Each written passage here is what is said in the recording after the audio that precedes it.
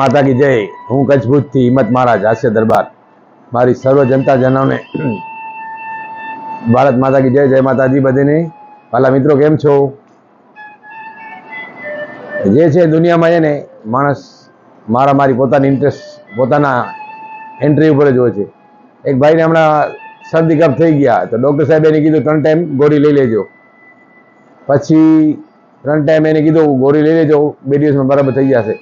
પછી ડૉક્ટર સાહેબ એને પૂછ્યું, ઓલા પેશન્ટ એને પૂછ્યું કેટલા સાહેબ આપવાના રૂપિયા?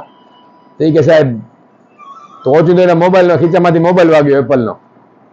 તો ડૉક્ટર સાહેબ જરાવાર પોતાના માઇન્ડથી વિચાર્યું કે આ તો કોઈ વીઆઈપી પાર્ટી લાગે છે, એપલનો મોબાઈલ રાખતો એને 2 દિવસની દવામાં ન બતાવો, કે તમારો ટેસ્ટ કરવો પડશે, કાલ સવારે વહેલા આવી જાઓ ક્લિનિક ઉપર નરાણે કોટે। એમ કરીને એ ભાઈને અઠવાડિયા સુધી ચલાવ્યો।